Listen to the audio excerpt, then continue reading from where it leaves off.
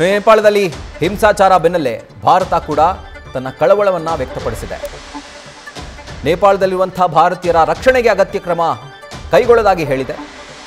ಅಲ್ಲಿ ನೆಲೆಸಿದಂಥ ಭಾರತೀಯರು ಎಚ್ಚರಿಕೆಯಿಂದ ಇರಬೇಕು ಅಂತ ಸೂಚನೆ ಕೊಟ್ಟಿರೋದು. ಈಗಾಗಲೇ ಗೈಡ್ಲೈನ್ಸ್ ರಿಲೀಸ್ ಆಗಿದೆ.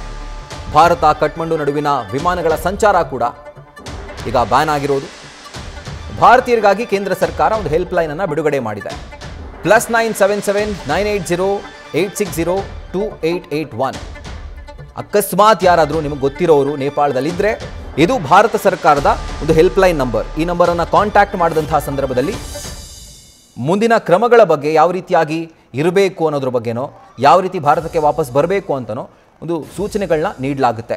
ನಂಬರ್ ಬೇಕಿದ್ರೆ ನೋಟ್ ಡೌನ್ ಮಾಡ್ಕೊಳ್ಳಿ. ಅಕಸ್ಮಾತ್ ಯಾರಾದರೂ ನಿಮಗೆ ಗೊತ್ತಿರೋರು, ನಿಮ್ಮ ರಿಲೇಟಿವ್ ಇರ್ಬೋದು, ಫ್ರೆಂಡ್ ಇರ್ಬೋದು, ಯಾರಾದರೂ ಭಾರತದಿಂದ ನೇಪಾಳಕ್ಕೆ ಹೋಗಿದ್ರೆ ಅಂಥವ್ರಿಗಾಗಿ ಭಾರತ ಸರ್ಕಾರ ಒಂದು ತುರ್ತು ಹೆಲ್ಪ್ಲೈನ್ ನಂಬರನ್ನು ಓಪನ್ ಮಾಡಿದೆ.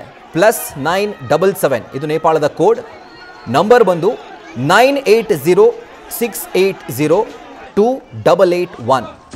ಇದು ಒಂದು ನಂಬರ್ ಆಗಿದ್ರೆ ಮತ್ತೊಂದು ನಂಬರ್ +977 ಇದು ನೇಪಾಳದ ಕೋಡ್ 9810 326134.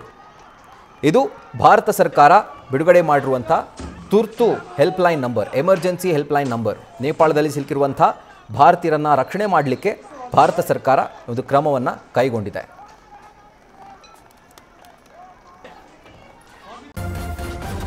ನ್ಯೂಸ್ ಫಸ್ಟ್ ನಿರ್ಭೀತಿಯಿಂದ ನಿಮ್ಮ ಪರವಾಗಿ.